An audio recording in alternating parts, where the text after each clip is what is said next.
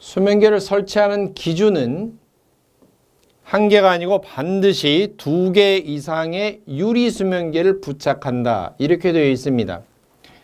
물론 보일러 종류에 따라서 용량이 너무 적거나 소용량이거나 관류 보일러 종류 중에 소형 관류 보일러로 분류된 것은 1개 이상을 부착해도 됩니다. 이 2개 이상의 조건이 나오는 경우는 2개가 서로 눈금이 같은지 다른지 비교해서 판단해 본다. 비교 판별하기 위해서 2개 이상의 수면계를 부착을 하고, 정면에서 봤을 때 바로 투명하게 물높이를 즉각 알아볼 수 있는 구조의 유리 수면계를 부착을 합니다.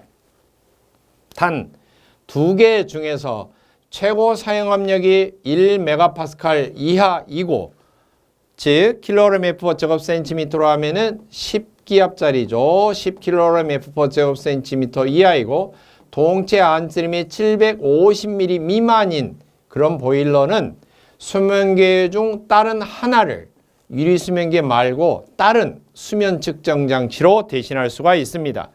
유리 수면계가 아니고 굳이 수면계가 아니더라도 수면을 측정할 수 있는, 대신할 수 있는 장치가 있다면 다른 걸로 대체해도 된다라고 하는 경우입니다. 그 다음 2개 이상 자체를 원격으로 지시가 되는 수면계를 부착한 경우에는 유리 수면계를 1개만 부착해도 됩니다. 그 다음 관류 보일러 중에서도, 관류 보일러가 원래 이제 관이 여러 개가 통과한다든지 그러면은 하나가 아니고 여러 개의 관이 동시에 가면은 그 관이 흔들리지 않도록 이렇게 관을 모아주는, 관 다발을 모아주는 조그마한 통, 이걸 관 다발 모음 헤더라고 하는데, 관을 다발을 모아주는, 흔들리지 않도록 모아주는 헤더라고 해요. 관 모음 헤더 자체도 없이 관 하나로만 계속 연결되어 있는 관류 보일러, 관류 보일러 중에서도 여러 개의 관이 배열된 게 아니고 관 하나로만 계속해서 펌프에서부터 증기밸브 나가는 데까지 관 하나로만 되어 있는 단관식 관류 보일러는 도중에 수면계를 나타낼 수 있는 위치가 적당치가 않아요. 그런 경우는 수면계 자체를 아예 부착하지 않아도 됩니다. 그리고 이 수면계는 제가 바로 이 전에 그림을 그렸다시피 본체에서 바로 연결한 게 아니고 수주 또는 수주관을 부착한 다음에 거기에 수면계를 2개를 붙이고 앞쪽에, 뒤쪽으로는 고조수위 경보기를 부착을 합니다. 본체가 이렇게 있으면 유도관을 뽑아내고 증기 물 뽑아내고요. 가운데 수주를 둔 다음에, 그리고 이 수주 옆으로 유도관을 뽑아내서 수면계를 이렇게 쌍으로 2개 달고요. 이쪽도 달고 이쪽도 달고, 그리고 뒤쪽으로 이렇게 관을 하나 더 빼서 뒤쪽에 이제 보이지 않는 쪽에다가 고저수위 경보기, 즉 센서 장치로 해서 안전 저수 이하로 감소가 될 때 전자밸브한테 신호를 보낼 수 있는 고저수위 경보기를 달고, 이쪽에 수면계가 이렇게 달려 있어요. 바로 수면계와 고저수위 경보기를 뽑아내서 설치할 수 있는 이 장치가 바로 수주 또는 수주관 이렇게 말하고요.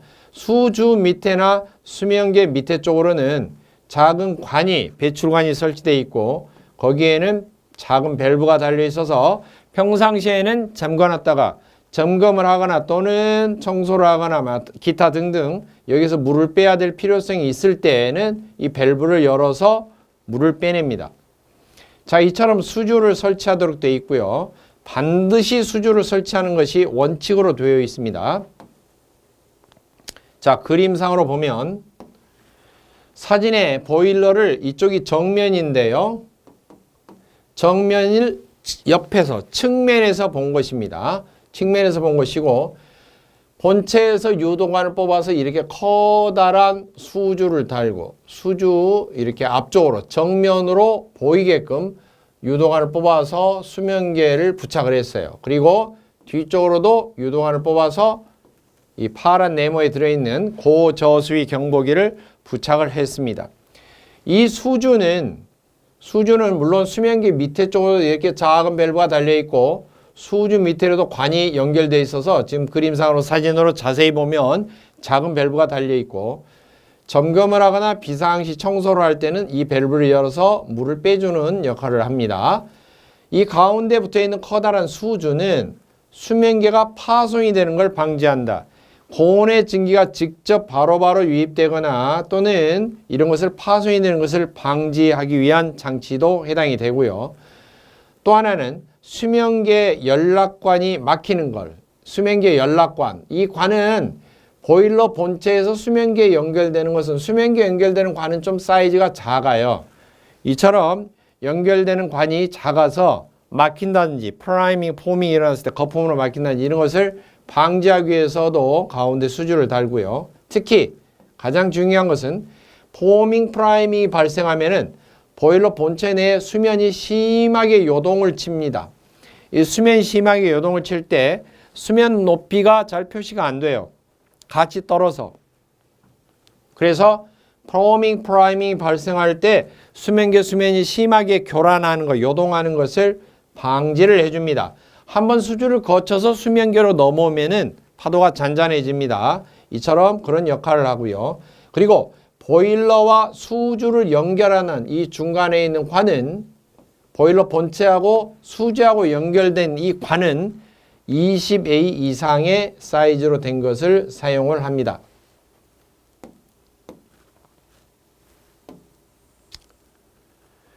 자, 수주관에는 보일러 본체가 있으면 수주를 이렇게 연결하는데 수주와 보일러 본체가 연결되어 있는 이 연결관의 사이즈가 20A 이상의 관을 사용한다. 그 말이고요. 그 다음에 수주관에 또한 20A 이상의 분출관을 장치한다 그랬는데 분출관은 밑으로 빼는 관을 말합니다. 이게 이제 이걸 밑에 더러운 물을 빼주는 것을 분출관이라고 하는데 점검이나 청소나 또는 더러운 물을 뺄 때 수주 안에 고인물을 빼기 위해서 이쪽 밸브 차단하고 보일러 본체 통하는 밸브를 차단한 다음에 분출관을 열어주면은 더러운 물이 빠지겠죠. 이처럼 밑에 하부에 선실되어 있는 분출관의 사이즈는 20A 이상입니다. 물론 분출관에는 밸브가 달려 있어서 평상시에 작동할 때는 잠궈 넣죠.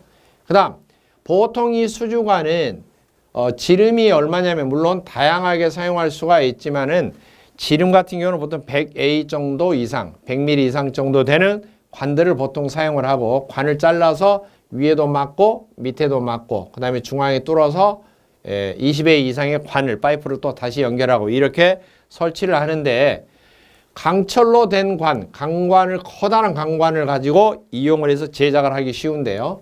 그렇지 않고 주철제로 만들어도 되는 경우는 뭐냐면 보일러의 최고 사용 압력이 1.6 MPa 이하일 때 킬로그램으로 하면은 16kg F4 제곱센티미터 이하일 때 수주관의 재질을 주철제로 해도 됩니다.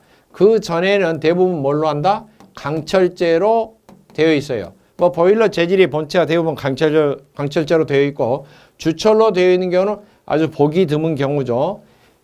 대부분은 강철로 되어 있다. 그렇게 생각하시면 됩니다. 그 다음 수면계 점검 순서입니다. 수면계를 어떨 때 점검하냐? 뭔가 이상이 있다든지 뭔가 의심스럽다든지 또는 그렇지 않다 할지라도 정상적으로 이게 작동이 되는지 안 되는지 알아보려면 점검을 해야 되는 거죠. 어떻게 하는가? 수면계 위아래쪽에 달려있는 증기 코크, 물 코크, 그 다음에 밑에 쪽으로 달려있는 드레인 코크를 조작을 해서 수면계 연락관이 막혀 있는지 여부를 조사를 한다. 그런 소리입니다. 지금 이건 수주고요. 수주에도 똑같은 높이 이렇게 관들이 연결되어 있어서 그 옆에가 이렇게 수면계가 달려있다 그랬어요. 이 수주와 수면계를 연결하는 이 중간에 연결되어 있는 관이 수면계 연락관입니다. 수면계 연락관이 막혀 있으면 물이 이쪽으로도 통하지도 않고 증기가 통하지도 않아서 수면계가 정상적인 물 높이가 표시가 안 되겠죠. 따라서 연락관이 막혀 있는지 안 막혀 있는지 물이 잘 통하는지 증기가 잘 통하는지 알아보려면 점검을 해야 됩니다. 그리고 수면계 청소할 때라든지 이럴 때 더러운 물 빼낼 때도 뭔가 밑에 이렇게 관이 연결돼 있어서 하부로 뺄 수 있는 관이 이게 설치가 돼 있어야 되겠죠. 수주에 설치된 것처럼 밑에 설치된 이 관도 분출관이라고도 부르지만 영어로는 이것을 드레인관이라고도 해요. 드레인이라는 명칭은 송기장치 설명할 때 했는데요. DRAIN, 드레인. 뭐 응축수라는 뜻도 있지만 어떤 저장하는 곳 또는 갇혀있는 곳 이런 장치에 밑에 하부에 고여있는 것, 찌꺼기 등등 다 포함해서 밑바닥에 쌓인 것 그것을 드레인이라고 한다. 그렇게 이야기했고요. 거기 뺄 수 있도록 연결된 관이 드레인관 그리고 그걸 닫아놓은 거 평상시에 닫아놓고 점검할 때 또는 배출할 때 열어주는데 그 밸브가 드레인 밸브라고 합니다. 따라서 수면계를 점검할 때는 증기가 통하는 쪽에 위쪽에 있는 증기 밸브하고 또는 코크를 사용해도 돼요. 밸브 대신에 밸브는 여러 바퀴를 돌려야지만이 열리는 것이고 코크는 핸들을 90도로만 제껴도 열리는 것이죠. 그래서 밸브를 설치할 수도 있고 코크를 설치할 수도 있는데 대부분 점검을 편하게 빨리 하기 위해서 코크를 설치하는 경우가 많습니다. 위쪽에 있는 것은 보일러 본체에서부터 증기가 통하기 때문에 증기 코크, 밑에 쪽은 물이 통하기 때문에 물 코크, 수면계 중앙으로부터 수직으로 세워서 밑으로 더러운 물 빼주는 것은 드레인 코크 이렇게 세 가지 밸브를 조작을 해서 수면계로 연결되어 있는 관에 물이 통하는지 위쪽에 증기가 제대로 통하는지 이걸 점검을 해보는 걸 보고 바로 수면계 점검이라고 합니다. 수면계 점검은 1차 시험 문제 때는 어쩌다 한 번씩 간혹 나오기도 합니다. 어쩌다 한 번씩 순서가 많기 때문에 이렇게 나오기도 하고요. 대부분 그림을 동반해서 어디 밸브를 열어야 되는지 이렇게 물어봅니다. 첫째 단계입니다. 일단 증기 코크, 물 코크를 닫아줍니다. 이유가 뭐냐면 이 수주가 있고 본체가 있으면 이게 닫아주지 않으면은 이 수면계에서 이걸 닫아주지 않으면은 그냥 이 물 빼고 나서도 계속 열려 있으면 본체 물이 다 빠져버리죠. 따라서 1차적으로 증기 코크, 물 코크를 일단 닫아서 차단을 해본 다음에 그 다음에 드레인 코크를 열어서 속에 들어있는 물을 다 빼내요. 일단 비워놓는 거죠.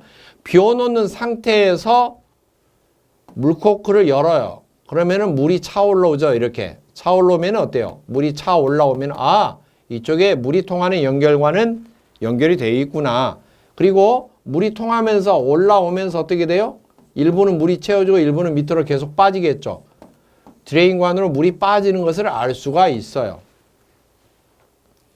그리고 닫아줍니다. 그럼 다시 차단이죠. 그 다음 물은 통과가 됐으니까 그 다음에 뭘 점검하면 돼요? 증기를 열어서 코크를 열어서 증기가 통하는지 확인해 봐야겠죠. 증기 코크를 엽니다. 증기 코크를 열어서 확인 후 이 말은 이쪽으로 증기가 새어나와서 쉬에서 드레인관을 통해서 증기가 배출되는지 확인한다는 겁니다. 확인이 되면은 닫아줍니다. 다시 차단이 됐죠. 자, 다 비어 있으니까 이걸 증기 코크와 물 코크를 열었을 때 이제 수면계 밑으로 드레인관으로 빠지지 않도록 드레인 코크를 잠궈줍니다.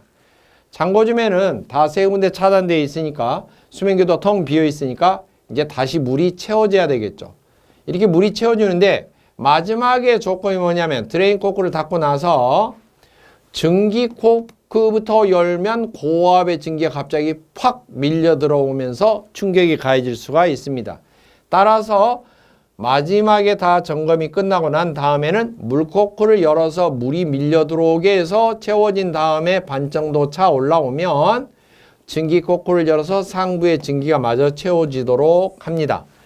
이 순서를 잘 보고 있으시다가 시험 문제에서 순서를 그냥 보기 중에 다음 보기 중에서 알맞은 점검 순서를 고르시오. 그러면은 막 기억, 니은, 디귿, 리을, 미음, 기억, 디귿, 리을, 미음, 니은 이런 식으로 순서를 바꿔서 가나다라 중에서 써놓은 다음에 순서 찾는 문제가 나오기도 합니다. 자, 수면계에 평상시 눈으로 육안으로 또는 여러 가지 긴급할 때 조치하는 사항입니다. 첫째, 수면계 수면이 수위가 예민하게 파라라를 움직이고 있다는 것은 정상입니다. 이럴 때는 수면계 점검을 하지 않아도 됩니다. 수면계 점검을 하는 이유는 뭔가 좀 이상해, 상이하다 이럴 때 점검을 하는데요. 수면계 점검을 할 때 어떻게 할까? 점검 시기입니다. 1번, 두 개가 서로 다를 때입니다. 수면계 지시값이 물높이가 서로 두 개가 전부 다 다를 때입니다. 이럴 때에는 반드시 점검을 합니다. 이건 별도로 표기를 내서 봐주시면 좋겠습니다. 두 번째입니다. 두 번째로는 포밍 프라이밍이 발생했을 때입니다.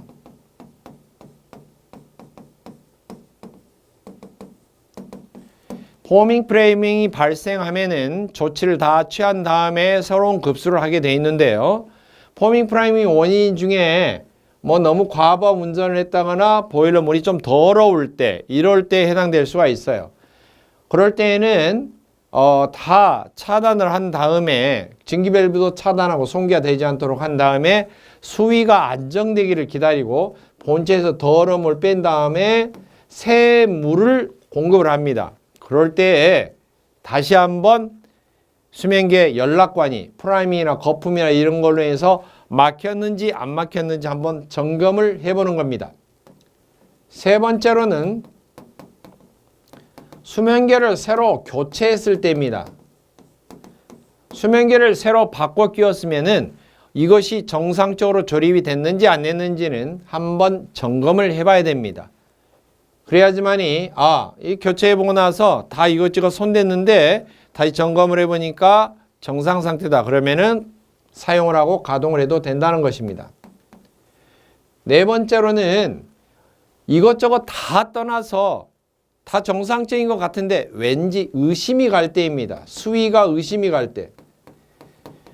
이게 뭔가 일치한 것도 같은데 왠지 이상해요. 버너 작동되는 상태나 막 수면기가 이렇게 막 흔들리면서 증기가 심하게 발생하면서 막 물이 끓여야 정상인데 너무 고요하다든지 뭔가 좀 이상해요. 그래서 수면계가 왠지 의심이 갈 때, 수위가 의심이 갈 때 전혀 움직이지 않는다거나 이럴 때에는 점검을 해보는 게 좋습니다.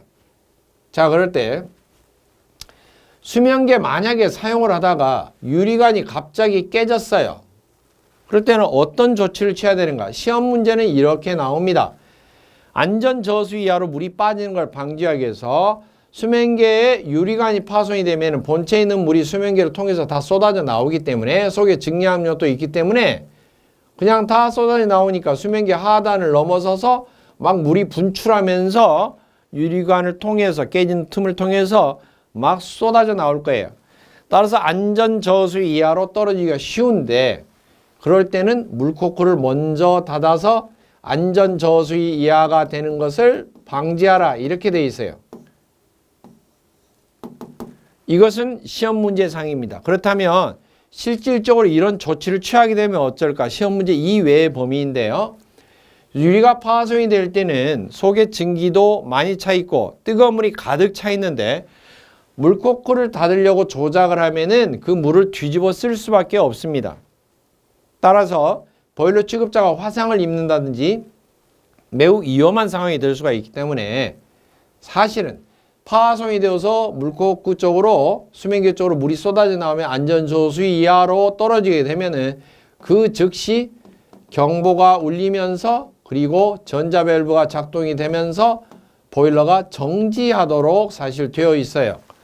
그러니까 자동제에 의해서 정지가 되기 때문에 경보가 울리고 보일러가 정지가 되고 보일러가 안정이 되면 그때 사실 조치를 취하는 게 화상을 입지는 않습니다. 하지만 가동 중에 유리관 파손이 이루어졌다.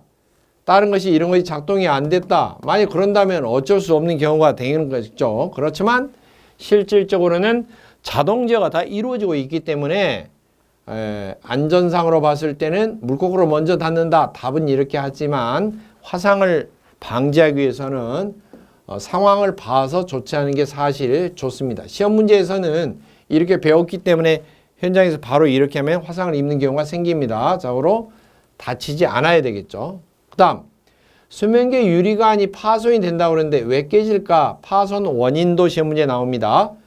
첫째로는 유리관이 내 외부에서 충격을 받았을 때입니다. 누가 수면계를 대고 강하게 뭐 망치 같은 거로 작업 공구로 때리고 있다든지 그러면은 정말 인성에 문제가 있는 거죠. 그러나 그렇지 않은 경우는 어떻게 그렇게 충격이 갈까? 첫째는 수면계가 급히 열받았는데 급냉할 때입니다. 이런 경우가 왜 발생할까? 저수위에서 너무나 수위가 낮은 상태에서 보일러가 심하게 가동돼서 과열되어 있는 상태인데 급격하게 급수가 이루어진 경우입니다. 보통 급수는 보일러 안에서 지금 끓고 있는 물보다는 온도가 낮기 때문에 대부분 찬물에 가깝죠. 아무리 해도 미지근한 물이고요.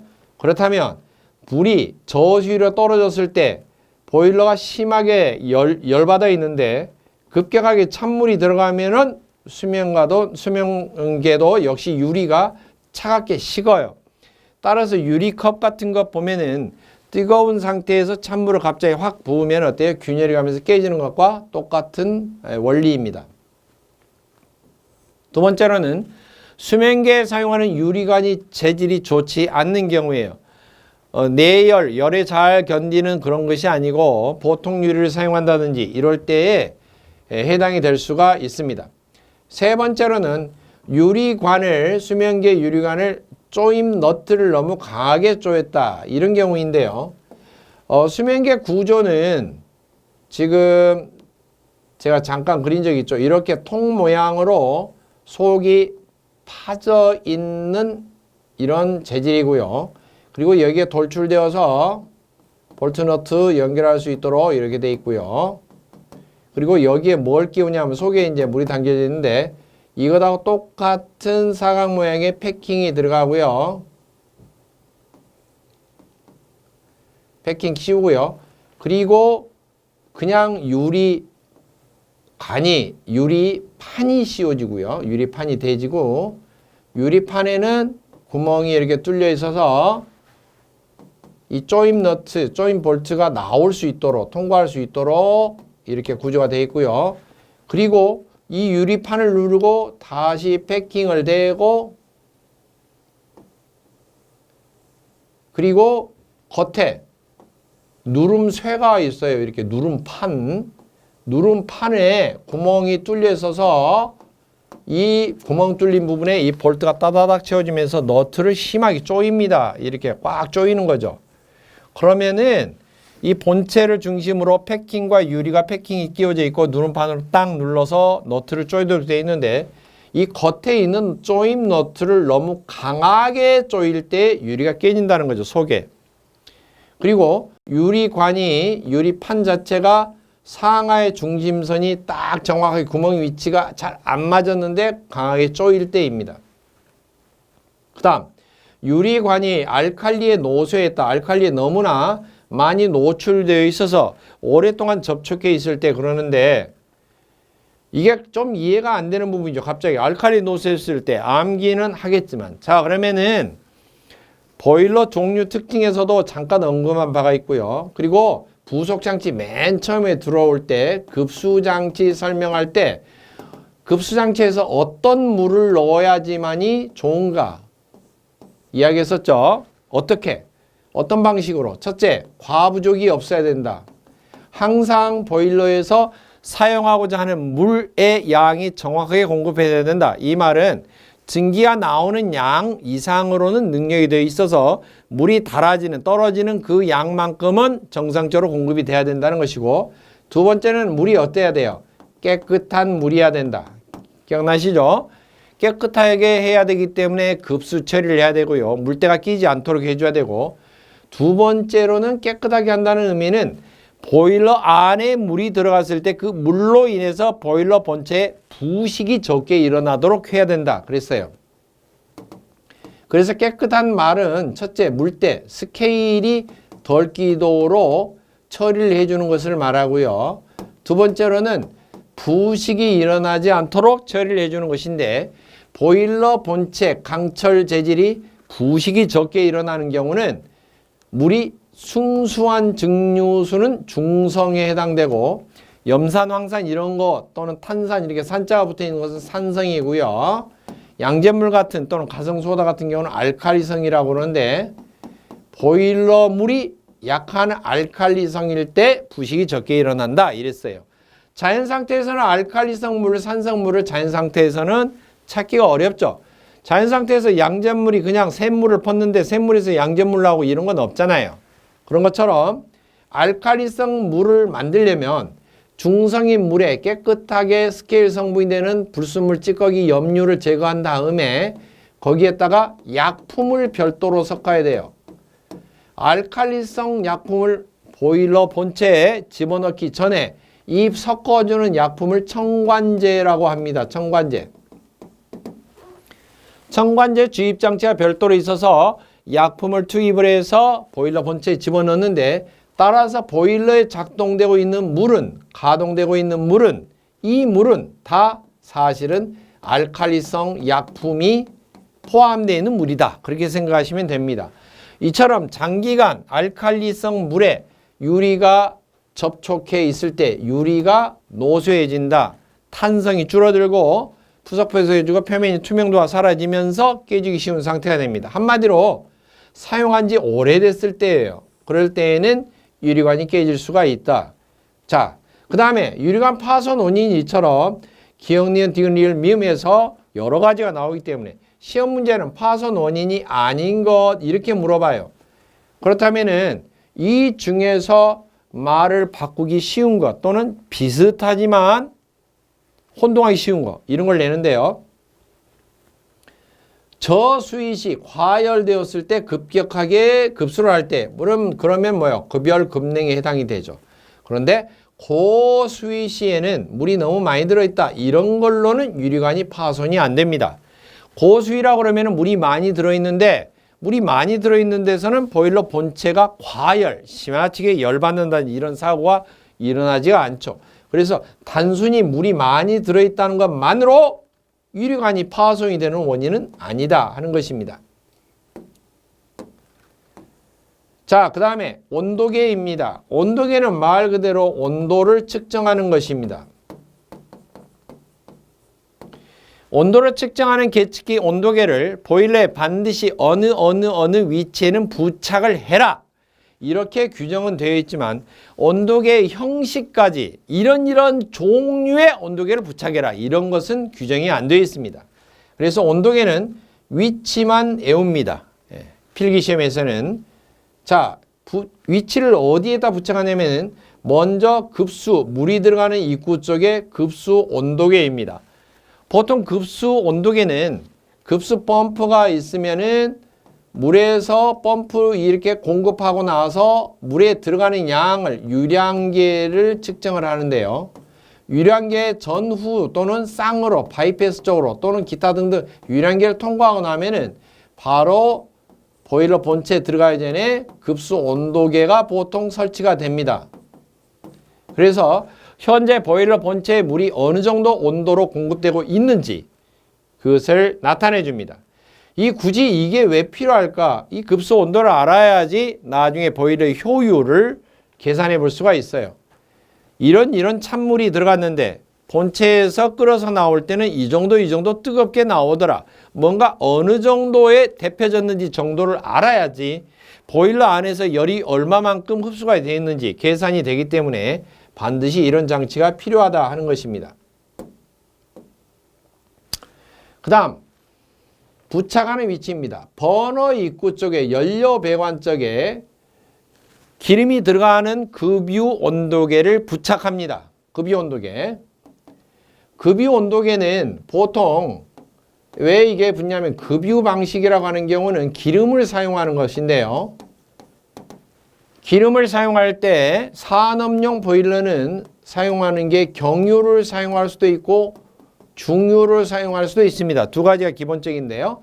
휘발유는 사용하는 보일러가 위험하니까 휘발유는 너무나 낮은 온도에서도 인하의 위험성이 있어서 보일러 연료로는 사용하지 않습니다. 경유를 사용하거나 중유를 사용하는데 대체적으로 중유를 씁니다. 경유하고 중유는 뭔 차이가 있냐면 경유는 따뜻하게 예열을 하지 않습니다. 예열을 하지 않아도 평상시 상온에서 물처럼 맑아서 배관 속을 매끄럽게 물처럼 흐를 수가 있어요. 그래서 버너에서 노즐로 분사해도 막히지 않고 잘 분사가 됩니다. 그러나 중유는 끈적거리는 점도에 따라서 등급이 A급, B급, C급으로 세 등급으로 나눠져 있고요. 가격은 C급이 가장 쌉니다. 그래서 C급 중유, 중유 C급을 사용하는데 C급은 예열을 필요로 합니다. 물론 B급도 예열을 필요로 하는데요. 똑같이 예열을 한다면 왜 예열을 할까요? 중유는 끈적이는 성질 점도 때문에 예열을 하고 나면은 점도가 떨어집니다. 점도가 떨어진다는 말은 물처럼 녹는다는 거예요. 그러니까 엿 같은 거 딱딱하게 또는 찐득찐득한 것을 가열을 서서히 따뜻하게 하면은 물처럼 녹아서 흐르기 시작한다는 겁니다. 이처럼 예열을 해서 점도를 낮추면은 분사가 양호하게 됩니다. 그렇지 않으면은 끈적거려서 분사가 되지 않아요. 그 다음 중유가 A급 중유가 있는데 A급 중유는 예열을 하지 않아도 될 만큼 점도가 적습니다. 하지만 가격으로 보면 A급보다는 C급이 가장 저렴하기 때문에 회사에서는 경제적인 이유로 중유를 사용할 것 같으면 그냥 예열 장치를 달고 중유를 C급을 사용하는 경우가 대부분입니다. 이럴 때 급유 온도가 어느 정도 되는지 정확하니 알아야지 나중에 계산할 때 도움이 됩니다. 물론 가스 보일러도 가스가 공급되는 온도를 나타내 준 온도계가 있겠죠. 그 다음 절탄기나 공기예열기 달았을 때인데요. 절탄기 공기예열기는 폐열 회수장치 중에 과, 재, 절, 홍 이렇게 4개가 있었죠. 과열기, 재열기 2개는 증기에 관련되어 있는 장치고 절탄기 이것은 급수에 관련되어 있는 장치고 공기열기는 연소용 공기 버너로 들어가는 연소용 공기를 대표주는 장치입니다. 이처럼 절탄기 공기열기가 부착이 된 경우는 절탄기의 입구 출구 전후 공기열기의 입구 출구 전후 이렇게 부착하도록 되어 있고 과열기나 재열기 증기에 달려있는 경우는 보통 증기 보일러의 본체에 온도 또는 기타 등등을 측정할 수 있는 게 있거나 또는 굳이 없더라도 증기는 중요한 게 뭐냐면 진짜 첫 번째 중요한 게 보일러 본체에서는 보일러가 터지지 않도록 관리하는 게 첫째 중요하기 때문에 증기 압력계가 중요합니다. 그리고 과열기나 재열기가 달려있는 주 목적은 뭐냐? 증기의 압력은 상관없고 온도를 높여서 훨씬 온도를 높여서 일반적인 포화증기나 이런 것을 과열 증기 상태로 만들어주기 위한 거예요. 그래서 온도가 얼마나 올라갔는가를 알아보기 위해서 과열기나 재열기의 출구 쪽에 증기의 온도를 측정하는 온도계를 답니다. 그 다음 보일러 본체의 연소실이 끝나는 지점 배기가스 온도계를 다는데요. 배기가스 온도계는 정확하게 하면은 배기가스라고 칭하는 것이 뭘까? 연소실로 보면요. 보일러 본체가 이렇게 있고 속에 내부 연소실이 있다면은 연소실에서 불이 타고 있는 이 상태는 용어를 연소가스라고 합니다. 근데 연소가스가 보일러 본체에 물하고 접촉되어 있는 이 부분을 지나고 나는 즉시 용어가 뭘로 바뀌냐면은 그때부터는 배기가스예요. 배기가스. 사람으로 치면은 덩 구멍 나오기 전까지는 아직 덩은 아니에요. 덩 사실은 뱃속에 그냥 담겨 있는 거예요. 보존하고 있는 거죠. 수분을 섭취하든지 무엇이든지 장에서 뭔가 빨아들이고 있는 상태예요. 그런데 이 연소실에서 전열면이 끝나고 나는 물이 접촉하고 있는 이 전열면이 끝나고 난 그 지점부터는 배기가스로 간주합니다. 따라서 본체 배기가스 온도계라고 하는 경우는 정확하게 뭐냐면은 전열면의 최종 출구. 물이 접촉기에서 열을 빨아들이고 있는 전열면의 최종 출구 지점이 정확한 부착 위치입니다. 그래서 연소실 끝부분에 보통 이렇게 달려 있고요. 만약에 절탄기 공기 예열기가 부착이 돼서 폐열 배수 장치라고 하는 경우는 배기가스에 버려지는 열이 너무나 아까워서 그 버려지는 폐열을 마저 한 번 더 흡수해서 효율을 높여주고자 하는 장치예요. 그래서 이런 장치가 있는 경우는 아직 배기가스의 생명이 끝났다고 볼 수가 없죠. 과열기, 제열기, 절탄기, 공기열기 이렇게 붙어 있으면 공기예열기까지 끝나야지만이 진짜 쓸모없는 배기가스가 되는 겁니다. 따라서 3번의 절탄기, 공기열기가 만약에 달려있고 여기 전후에가 온도계가 달려있다면 배기가스 온도계는 본체에 부착을 하지 않아도 돼요. 만약 3번이 부착된 경우는. 그래서 3번의 절탄기, 공기열기의 전후에 온도계가 설치된 경우는 제외한다. 그렇게 돼 있죠. 그 다음 소용량이나 가스용 온수 보일러는 이것저것 다 부착하지 않아도 되고 오로지 배기가스 온도계만 본체 출구 쪽에 전열면 최종 출구 쪽에 부착을 하면 된다. 그렇게 되어 있습니다. 지금 여기 사진상으로 나온 경우는 연도 밑에 이제 본체가 연결되어 있는 것이고요. 본체에서 나가는 직전에 바로 이 연결되는 연도 부분입니다. 연도 초입 부분에 처음 부분에 이렇게 온도계가 꼭 압력계 눈금처럼 표시되어 있는데 현장에만 어떻게 구분하느냐? 압력계도 동그랗게 생겼는데요. 온도계가 우리 생각하는 이런 체온계처럼 반다기 이런 게 아니고요. 속에 보면 온도계가 여러 가지 방식으로 측정하는데 보통 이렇게 압력계처럼 되어 있어요. 구분하는 거. 압력계는 눈금에가 숫자 옆에 메가파스칼, MPA라든지 킬로그램 F 퍼 제곱센티미터라든지 이런 압력 단위가 달려있다 그러면 압력계고요.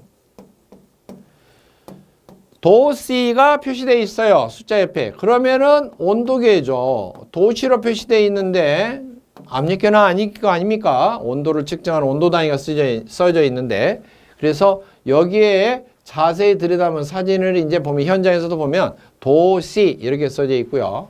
지금 여기 급수 온도계는 뭐냐면 급수가 통과하는 급수량계 이쪽에서 이제 펌프가 있고 펌프에서 밀어넣으면 급수량계를 거쳐서 보일러 본체로 들어가는데 다시 한번 관의 온도계를 삽입해서 설치한 경우입니다. 이런 경우는 물이 흐르는 관에 설치가 되어 있으니까 급수의 온도를 재주는 급수 온도계 그렇게 부를 수가 있습니다. 그 다음 수위계라고 하는 것이 있는데요. 수위계는 온수 보일러의 동체라든지 본체 또는 온수가 나가는 출구 쪽에 부착을 해서 사용하는 온수 보일러의 압력계 대신 사용하는 거예요. 수위계는 온수 보일러에 부착하는데 뭐 대신? 압력계 대신 사용하는 온수 보일러에 부착된 압력계 역할이다 라고 생각하면 되고요. 눈금은 보일러 최고 사용 압력의 1배에서 3배예요. 이게 증기보일러와 좀 다른 점이죠. 증기보일러 압력계는 증기보일러는 얼마였어요? 증기보일러의 압력계는 1.5 내지 3배의 눈금을 지닌 것을 부착해야 된다. 그렇게 돼 있죠. 그런데 온수보일러의 압력계 대신 사용하는 수위계는 1배에서 3배입니다. 이게 좀 다른 거죠. 자, 다음으로는 분출장치가 나옵니다. 이 분출장치는 보일러에서 물을 계속 끓여서 사용을 하다 보면 결국에는 보일러 물이 농축이 됩니다. 진해지는 거죠. 왜 그럴까? 맹물을 끓이는데 아무리 급수 처리를 해도 급수 처리를 한 다음에 펌프로 이렇게 집어넣어도 완벽한 100%의 처리는 사실 없습니다. 그래서 급수 처리라는 주 목적은 뭐냐면은 물 중에 급수 중에 물때가 되는 원인이 되는 그런 성분 또는 포밍이나 이런 것을 일으키는 성분, 기타 등등 여러 가지 찌꺼기 같은 거 이런 것을 걸러줍니다. 불순물을 걸러준다 이렇게 이야기하는데 불순물 종류가 여러 가지 나눌 수가 있어요. 크게 세 가지로 나눠서 나중에 뒤편에 보면 취급 안전관리편에 급수 처리 부분만 별도로 문제가 나옵니다. 또 정리가 되어 있고요. 급수 중에 불순물을 걸르면은 주로 이제 스케일 원인이 되는 거 염류를 제거한다. 그렇게 보시면 돼요. 이게 가장 중요한 처리 방법입니다.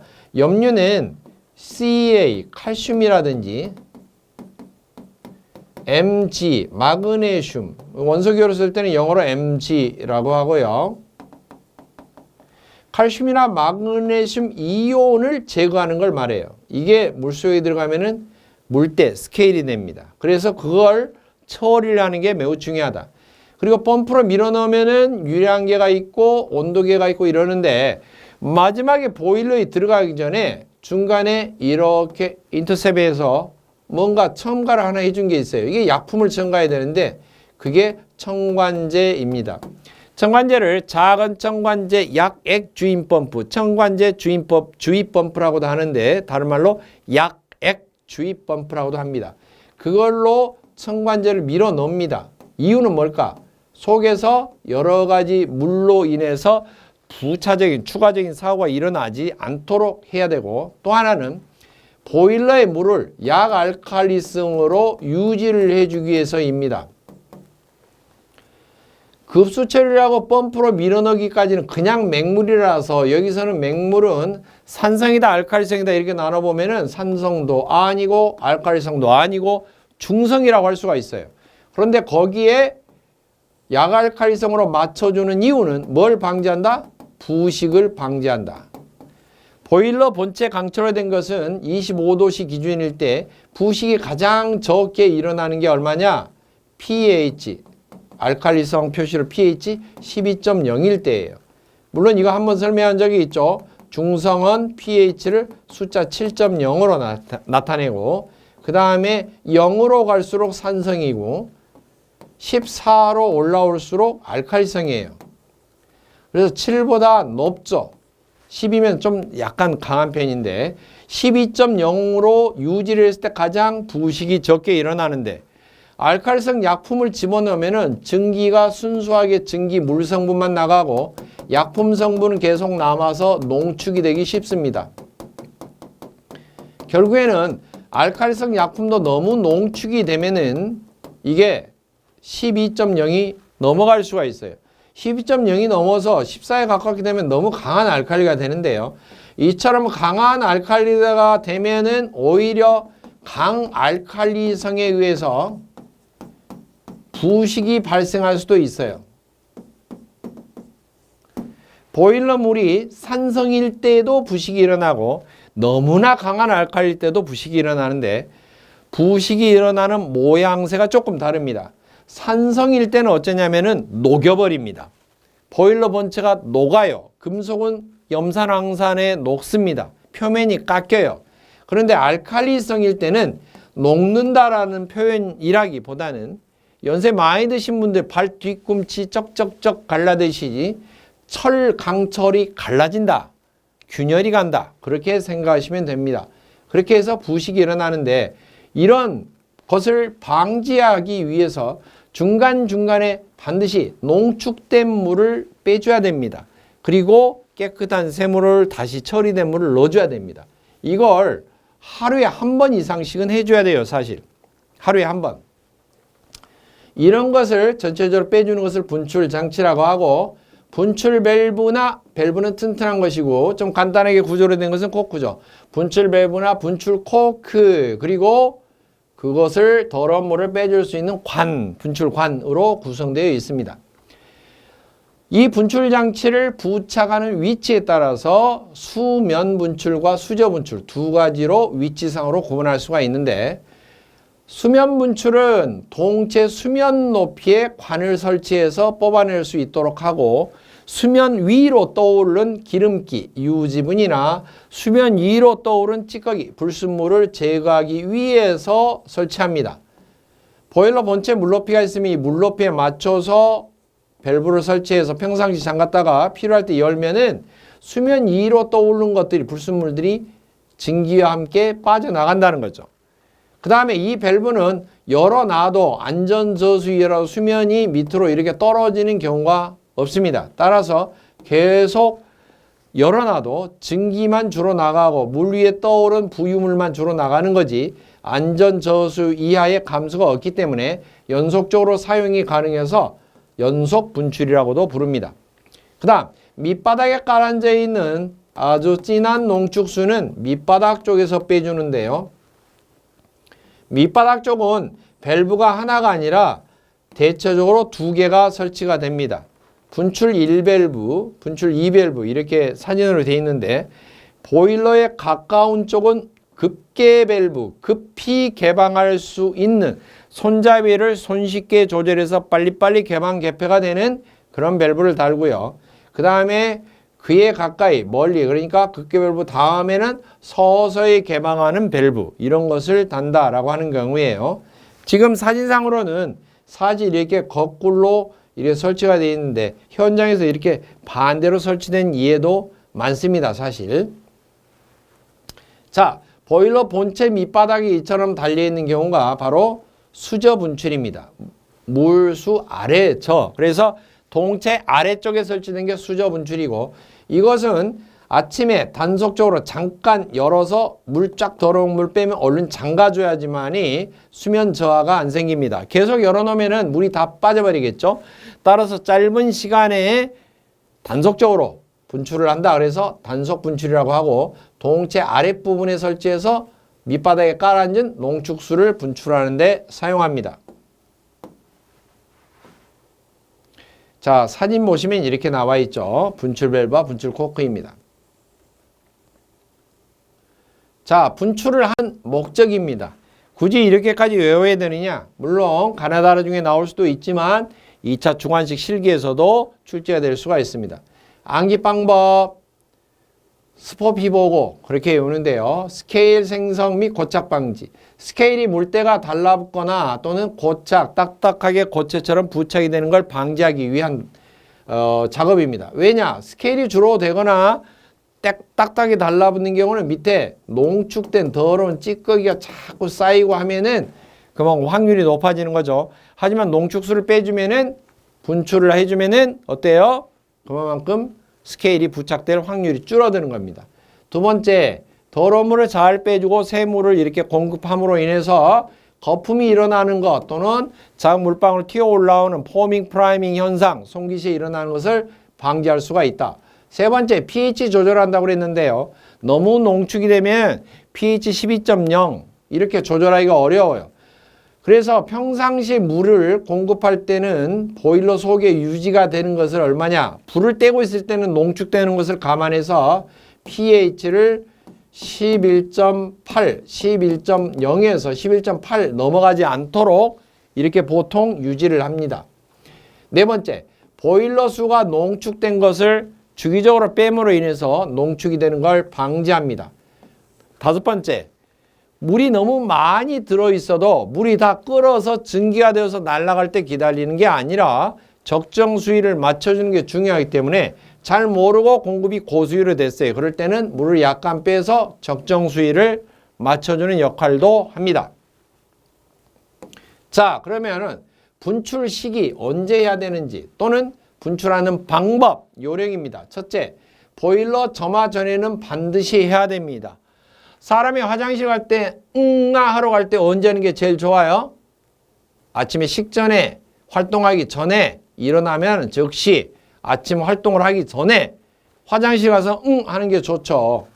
밥 먹는 도중에 간다? 안 좋은 거죠, 사실은. 그렇다면 24시간 계속 입에다 한번 물건 넣고 음식 넣고 씹는 사람 어쩔 것이냐? 어쩔 수 없죠. 입에 음식물이 적게 들었을 때 가는 게 좀 낫겠죠. 보일러는 산업 현장에 가면은 생산 현장에서 가동하는 보일러는 24시간 계속 가동하는 경우가 많아요. 그런 경우는 어떻게 해야 되느냐? 하루 종일 가동 중인 보일러. 그런 보일러는 부하가 가장 가벼울 때, 증기가 발생이 가장 적게 되고 있을 때, 같은 말로 연소량이 가장 가벼울 때, 그럴 때에 분출 작업을 하는 게 좋습니다. 그 다음 물이 너무 많이 들어있을 때 고수위 시에도 물을 적정량을 빼서 상용 수위를 맞춰주는 게 좋다. 그 다음 포밍 프라이밍 발생할 때는 증기 밸브를 잠그고 나서 수면이 안정되기를 기다렸다가 분출 더러운 물 빼고 새로운 물로 갈아준다 라고 하는 것입니다. 횟수로 치자면은 하루에 한 번 이상씩은 해주는 게 좋다.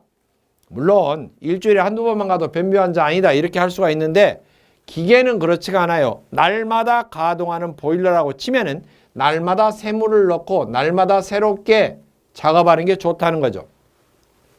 그 다음 작업을 할 때는 사람이 화장실 간 것하고 좀 다른데 이명이 일조로 작업을 하되 분출 작업할 때 딴 작업하지 마라 이런 소리인데요. 이 이유는 무엇과 6번하고 연관되어 있습니다. 안전 저수위 이하가 되지 않도록 물을 빼더라도 다 빼지 말라는 거죠.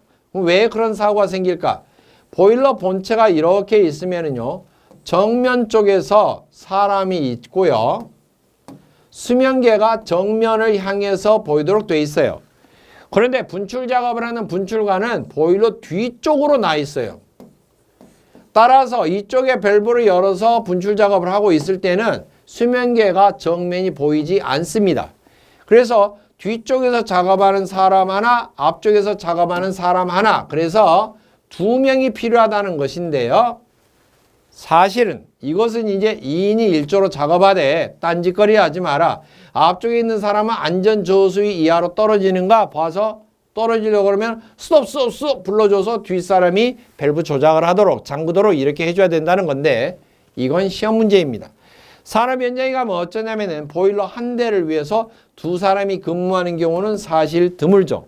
현장에서는 이걸 응용을 못해서 초보자들은 아니 사장님 반드시 책에서 배울 때는 2명이 1조로 작업을 하도록 했는데요. 저는 혼자 근무하기 때문에 2명이 아니기 때문에 이 작업을 못해서 보일러 물이 농축이 되든지 어쩌든지 간에 저는 빼낼 수가 없어서 그대로 두었어요. 보일러가 썩어버렸네요. 이렇게 하면 안 되겠죠.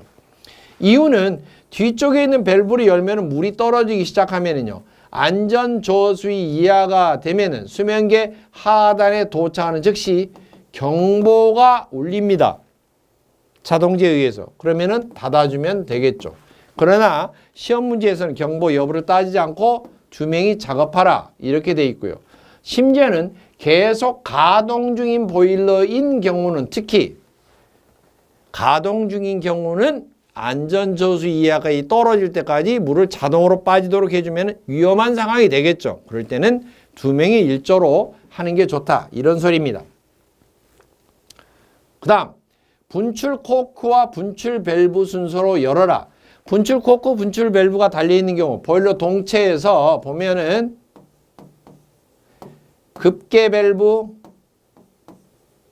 서계 밸브 이렇게 달려있다 치면은 이걸 먼저 열고 이걸 나중에 열어라 하는 것입니다. 분출 코크가 급계 밸브이고요. 90도만 지켜도 금방금방 신속하게 개방이 되는 구조이고 밸브는 동그랗게 된 손잡이를 여러 번 돌려야지 열리는 것입니다. 이것을 서서히 개방이 된다 그래서 서계 밸브라고 합니다. 열리는 속도에 따라서요. 구조상으로 구분한 게 아닙니다.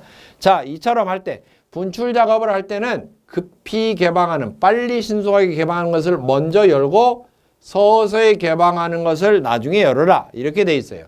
혹시 설치가 될 때 이게 반대로 설치가 되어 있는 경우도 급히 개방할 수 있는 것을 먼저 열고 서서히 개방하는 것을 서서히 열어서 분출량을 조절합니다. 닫을 때는 물론 반대로 합니다. 그리고 이 분출 작업을 할 때는 너무나 장시간 동안 한다든지 밸브 조작을 너무 천천히 한다든지 해서 오랜 시간을 소요해서 하는 것이 아니고 신속하게 작업을 하는 것이 좋다. 화장실 갈 때도 너무 오랫동안 있으면 건강에 안 좋아요. 짧은 시간에. 그렇다고 해도 신속하게 작업하라 하는 의미와 자, 변을 신속하게 보라는 것과 무리하게 힘줘서 피똥 싸라고 하는 경우는 다르죠. 밸브를 신속하게 하라니까 파워 핸들도 돌리듯이 부드럽고 연속적인 동작으로 멈춤이 없이 밸브 조작을 하라는 것이지 급격하게 힘줘서 하라는 소리는 절대 아니에요. 그러니까 이거 현장에 가서도 오해하시면 안 됩니다. 그 다음에 분출 밸브는 어떤 조건을 갖춰야 되느냐. 이게 이제 설치 조건입니다. 이런 여러 가지 부속 장치에서는 역할도 있고 점검 주의 뭐 이런 것도 있지만 반드시 법적인 설치 기준이 있다고 그랬죠. 분출 밸브는 25A 이상으로 설치를 해야 됩니다. 단 전열 면적이 10제곱미터 이하는 20A 이상으로 해도 됩니다. 자, 그러면은 여기에 잠깐 화면상으로 그림을 그려보겠습니다. 물이 들어갈 때의 밸브는 규격이 급수 밸브가 기본 사이즈가 20A였어요. 물론 전열 면적 10제곱미터를 기준으로 15A 이상짜리를 부착해도 되는 경우죠. 그래서 물이 들어갔는데 밑바닥에 빼는 분출 밸브는 기본 사이즈가 25입니다. 전면적 10제곱미터 똑같은 기준으로 10제곱미터가 못 되는 경우는 20A로 해도 됩니다. 왠지 숫자가 다르죠? 밸브 사이즈에서 15A 다음에 그 다음에 한 사이즈 크면 20A, 그 다음에 한 사이즈 크면 25A, 그 다음에 한 사이즈 크면 32A 이랬어요. 왜 한 사이즈씩 여기는 20인데 여기는 기본이 25고 여기는 왜 15인데 이것은 20인가? 자, 보일러에 물을 공급할 때는 과부족이 없어야 되지만 급격한 급수는 안 돼요. 과부족이 없이 하기는 맞습니다. 그런데 급격하게 급수를 하면은 안 됩니다. 급격하게 급수가 되지 않게 하기 위해서 급수관 자체를 보일러의 수면 아래쪽에 안전 저수위 50mm 하단쯤에 파이프를 삽입하고 작은 구멍을 뚫어서 스무스하게 공급이 되도록 해주는 급수 내관도 있었죠. 급격하게 급수하면 부동팽창이 발생한다 그랬어요. 갑자기 찬물을 집어넣으면 다 열받아 있는데 한쪽만 냉각되고 수축되고 한쪽은 늘어나고 수축되고 그러면 중간에 균열 갈 수도 있습니다. 이런 걸 부동팽창이라고 그러는데 자고로 물은 공급할 때 급격하게 하면 안 돼요. 부드럽게 멈춤이 없이 부드럽게 스무스하게 하는 게 좋고요. 이 밑바닥에서 농축수를 빼는 분출은 신속하게 하라 그 말이에요. 사람도 건강에 좋으면 뭐냐면은 과식 급격하게 식사 빠르게 하는 게 아니고요. 엄밀히 말하면 일정한 정량을 천천히 오래 씹어서 먹는 게 건강에 좋습니다. 대신에 싸는 똥으로 보면요. 너무 장고에서 바둑 한 판 뒤고 나온다든지 만화책 한 권 다 읽고 나온다든지 이러면은 안 돼요. 치질 환자 됩니다. 그러면은 물론 치질 환자 그것 때문에 치질 환자 되는 건 아니고 여러 가지 원인이 있겠지만 이렇게 장시간 동안에 변비 환자처럼 있으면 건강에 안 좋다. 신속하게 작업하라. 한마디로 말해서 굵은 똥을 싸는 게 건강에 좋은 거예요. 따라서 급수 들어간 것보다도 똥 싸는 것은 한 사이즈가 굵습니다. 25A입니다. 물론 전면적 10제곱미터를 기준으로 10제곱미터가 안 되면은 20A 이상으로 해도 됩니다. 급수 밸브와 비교한 거 나와 있죠. 요거 수치상으로 여기는 일정한 양 부드럽게 이렇게 부족함이 없이 넣어주는 게 좋고 이 똥 싸는 것은 굵은 똥으로 짧은 시간에 신속하게 이렇게 똥 싸는 게 좋다. 이렇게 알아두시고요. 그 다음 최고 사용 압력이 7기압 메가파스칼로면 0.7 메가파스칼 7kg F4 제곱센티미터하고 압력 크기가 똑같습니다. 이럴 때 보일러는 분출 밸브를 쌍으로 2개를 직렬로 설치하거나 아니면은 밸브가 너무 가격이 비싸다 그러면은 밸브 말고 하나는 코크로 하고 하나는 밸브를 달아라 이렇게 되어 있습니다. 그러나 여기에 사용되는 밸브나 코크는 반드시 글랜드라고 하는 것이 끼워져 있어야 된다. 이게 무슨 소리냐면 여러분 수도꼭지도 보면은 수도꼭지에 회전하는 몸체 회전하는 부위에 보면 이거 윗부분을 너트를 끌어오면은 새지 말라고 이 축 부위에 감싸고 있는 동그란 패킹이 나옵니다. 이처럼 축을 감싸고 뭔가 회전하는 부위에 그 회전 부위에 새지 않도록 끼워 넣는 패킹의 이름을 글랜드 패킹이라고 합니다. 패킹의 종류는 몇 가지가 있는데 플랜지 이음을 할 때 플랜지 패킹. 이 플랜지는 호떡판처럼 생긴 거 파이프 이쪽에 연결되어 있으면 볼트너트 연결하도록 해서 양쪽에 볼트너트 채워서 쫙 연결하는 겁니다. 가운데 패킹을 넣습니다. 그럴 때 플랜지 패킹. 두 번째, 나사로 조립하는 경우에 나사 겉에 감아주거나 발라주는 나사용 패킹. 그리고 이처럼 회전하는 축에 새지 말라고 끼워 넣는 글랜드 패킹. 이렇게 뭔가 새지 않도록 중간에 끼워 넣는 패킹의 종류는 플랜지 패킹, 나사 패킹, 글랜드 패킹 세 종류가 있습니다. 바로 이 분출 밸브나 분출 코크에 글랜드가 있어야 된다라고 하는 경우는 글랜드가 글랜드 캐니언이 아니고 패킹이라는 소리예요. 패킹. 회전부에 끼워 넣는 패킹이 있어야 된다. 이런 소리고요. 그 다음 분출 밸브는 밑에 농축수를 항상 빼주고 있기 때문에 찌꺼기도 있고 더러운 물이 고인 것이기 때문에 스케일이 끼거나 또는 침전물이 끼어들거나 이런 쌓이지 않는 구조로 된 밸브를 사용해야 된다. 그렇게 이야기했습니다. 밸브의 구조상으로 보면은 밸브가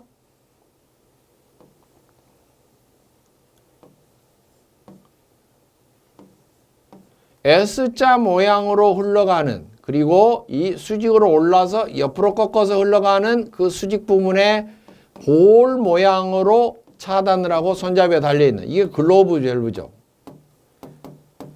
이 글로브 밸브는 S자로 회전하면서 빠져나가는 그 S자 하부 부분에 찌꺼기가 쌓이기 쉽다. 따라서 어떤 찌꺼기가 쌓이기 쉬운 구조로는 이 밸브는 사용하면 안 돼요. 좋은 장점은 뭐냐면은 수직으로 움직이는 것을 정면으로 부딪혀서 이 틈새를 조정해서 양을 조절할 수가 있어요. 유량 조절이 가능하다. 이런 글로브 밸브 종류를 사용하는 것은 증기관에 주로 사용된다. 증기 자체는 찌꺼기가 없으니까요. 그러나 유량 조절이 가능한 글로브 밸브 이외에 그냥 밸브 통로에 이런 원판이 있고 손잡이를 돌리면 이게 오르락 내리락 하면서 밑에 울뜨고 지나가면서 이렇게 흐르는 밸브가 있다고 그랬죠. 이 밸브가 슬루스 밸브예요. 급수에서 급수 밸브 편 보면은 설명이 되어 있습니다. 이 밑바닥을 훑고 가기 때문에 밑바닥이 쌓이지가 않는데 이 좁은 틈새만 있어도 좁은 틈새로 유속이 빨라지면서 많은 양의 그냥 유체가 한꺼번에 여기 들어온 양이나 여기 나가는 양이나 똑같이 흘러갑니다. 이 틈새가 좁아져도. 그래서 유량 조절용으로는 좀 부적합하고 완전히 차단하거나 완전히 열어서 그냥 속 시원하게 흘러가는, 즉 유량 개폐용으로 사용이 됩니다. 이 분출 밸브는 더러운 농축수가 나가기 때문에 침전물 찌꺼기가 쌓이면 안 됩니다. 그러면은 그 틈새로 보일러 밑바닥에서 물이 질질질 셀 수가 있겠죠. 따라서 구조는 이럴 것 이렇게 되는데 현장에 하면 이 구조에 만족되는 밸브는 슬루스 밸브니까 현장에 설치되는 밸브는 슬루스 밸브가 설치되어 있다. 이렇게 생각하시면 됩니다. 그 다음 어떤 정도의 압력에 견뎌야 되느냐. 이 각각 보일러에 부착되어 있는 모든 밸브, 급수 밸브, 증기 보내주는 증기 밸브, 밑바닥에 달려있는 분출 밸브 이렇게 크게 나누면 급수 물이 들어가는 것이나 증기 나가는 증기 밸브는 최고 사용 압력에 견디면 됩니다. 최고 사용압력 이상에 견디면 됩니다. 보일러 내부에 최고로 사용하는 증기압력 이상의 압력에만 견디면 돼요. 주로 증기부에 이쪽이 위쪽으로 연결되어 있어. 그러나 밑바닥에 있는 밸브는 어떠냐면은 평상시 막혀 있는 것이고 증기가 물의 수면을 누르는 압력과 플러스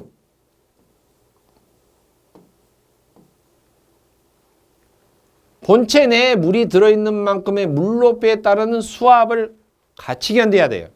그래서 최고 사용 압력에 거기까지만 견디면 안 되고 1.25배 이상의 압력에 견뎌야 된다. 이런 소리입니다.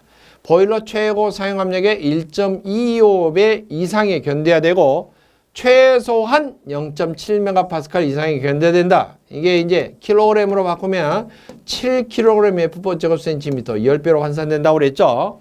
자, 여기 증기 보일러, 여기 증기 밸브, 여기 급수 밸브, 여기 다 분출 밸브 할 것 없이 최소 기준은 0.7MPa이에요. 그런데 최고 사용 압력으로 이야기하면 무조건 최고 사용 압력의 이상에 견뎌야 돼. 증기 밸브, 급수 밸브는. 단 밑바닥에 있는 분출 밸브는 최고 사용 압력의 1.25배 이상에 견뎌야 된다. 이런 소리입니다. 그 다음 대부분의 재질은 밸브의 재질이 황동재 밸브가 대부분입니다. 또는 주강재 이런 것이 대부분인데 만약에 주철로 된 것인 경우는 어떠냐? 고압에 사용하기가 어렵습니다. 주철을 열 처리한다고 해서 표면 열 처리를 해서 주철이 좀 덜 깨지도록 해준 흑심 가단 주철재 같은 경우는 일반 주철재보다 좀 더 높은 압력까지는 사용할 수가 있습니다. 일반 황동재나 중강재 제품은 최고 사용하는 압력이 성형하는 방법에 따라서 상한치가 이렇게 뭐 어디까지만 사용해라 이렇게 정해진 것은 아닙니다만 주철재 같은 경우는 1.3MPa 이하에만 사용하도록 되어 있어요.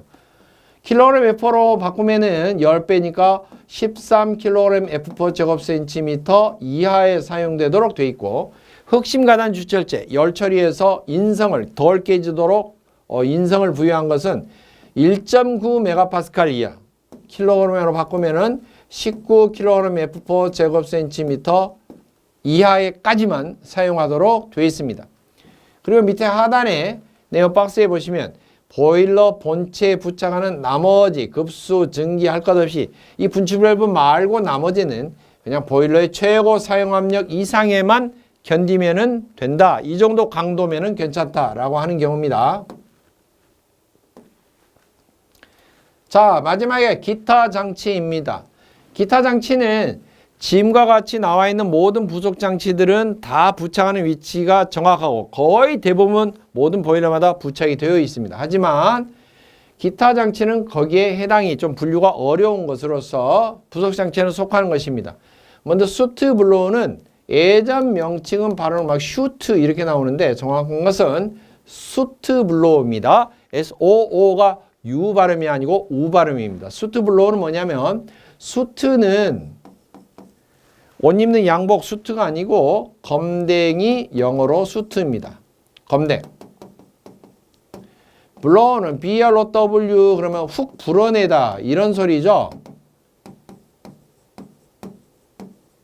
불어내다, 밖으로 배출하다, 뿜어내다, 불어내다 이런 소리인데 분출 작업할 때도 블로우 작업한다 이렇게 이야기해요. 보일러 밑바닥에서 더러운 물 빼주는 것도 블로우 작업한다.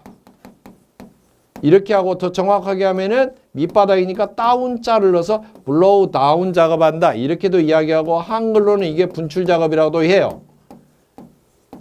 그런데 여기 나오는 블로우하고 영어로는 똑같습니다. 그러면 뭐냐? 검댕을 불어낸다. 이런 소리예요. 검댕이 어디가 있어요? 보일러 밑바닥에 여기에 물이 통하는데 검댕이 있습니까? 아니죠. 전열면, 연소실 여기에 있고요.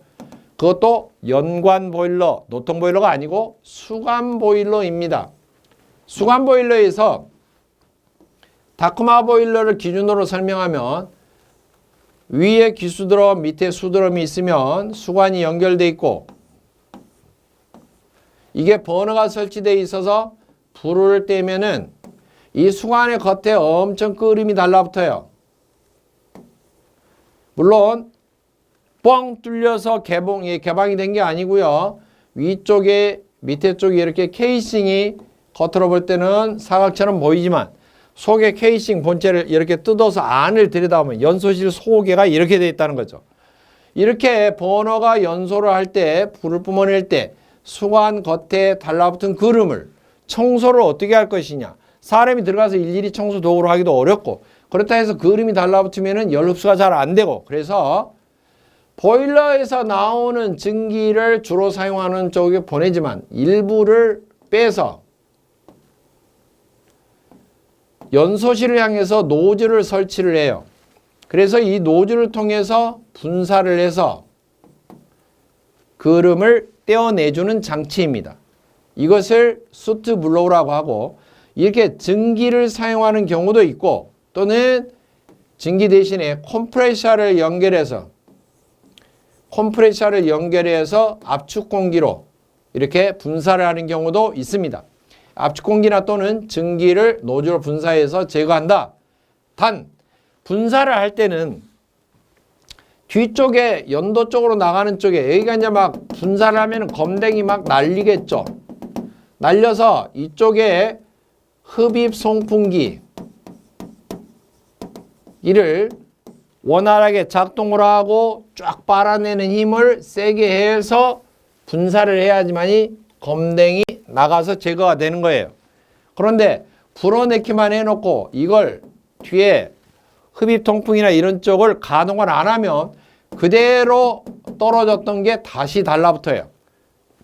따라서 보일러 부하가 너무 적거나 불을 너무 약하기 때문에 이런 거 가동을 너무 적게 하거나, 또는 보일러 부하가 적다라면 증기도 적게 생길 때인데, 증기가 적게 생긴다는 건 증기 압력도 약하니까 이게 시원찮게 나가는 거죠. 그럴 때나, 또는 불이 꺼진 다음에는 시원한 증기가 안 나오죠. 그럴 때는 어때요? 송풍기도 다 꺼져 있겠죠. 그럴 때는 사용하지 마라 하는 거예요. 따라서 분출하기 전에, 즉 수트 블로우에 이렇게 증기나 이런 것을 불어내기 전에 송풍기를 가동을 해서 되도록이면 유인 통풍, 또는 같은 말로 흡입 통풍, 뒤에서 빨아내는 방식을 유인 통풍 또는 흡입 통풍이라고 하는데, 이것을 증가시켜라 이런 소리예요. 이걸 세게 해서 빨아내라 하는 거죠. 물론 빨아내면은 바깥으로 굴뚝으로 해서 옆에 주택까지 날아가는 게 아니고 중간에 집진장치를 거치기 때문에 집진장치에서 검댕은 걸러지겠죠. 처럼 증가라 하는 것이고요. 만약에 증기를 사용하는 방식일 때는 증기를 밸브를 열어서 훅 분사하기 전에 이 직전에 달려있는 드레인 밸브를 열어서 관에 혹시나 모르는 체류하는 응축수나 이런 게 고여있는 것이 있다면 장치 내에 고인 응축수를 배출을 한 다음에, 제거를 한 다음에 증기를 분사하라 하는 것이고요. 그리고 노즐을 한쪽으로만 계속 고정해서 분사하는 게 안 좋습니다. 한쪽만 검댕이 떨어지고 수관이 한쪽만 압력을 받으니까 안 되고요. 한쪽으로 집중적으로 분사하지 말고, 따라서 이 노즐이 방식이 분사가 360도로 회전하면서 분사하는 게 있고요. 촥촥 돌면서. 그리고 이게 이동하면서 왔다 갔다 하면서 하는 게 있어요. 왔다 갔다 하는 경우는 리트랙트라고 합니다. 리트랙터블 방식이 있어요. 짧게 하면은 숏 리트랙터블, 길게 하면 롱 리트랙터블, 그 다음에 로타리식, 회전식, 알겠죠? 회전 분무식. 이렇게 회전을 해서 분사를 해서 사방으로 축축축축 이렇게 뿌려주는 방식이 있습니다. 슈트블로 종류는 별도로 객관식 문제 관련도 출제된 것 몇 가지, 한 두세 가지 형태가 고정적으로 정해져서 나오니까 문제를 통해서 확인하는 것이 가장 좋습니다. 정해진 답으로. 그리고 문제 해설 읽어보시면은 자세히 설명이 되어 있습니다.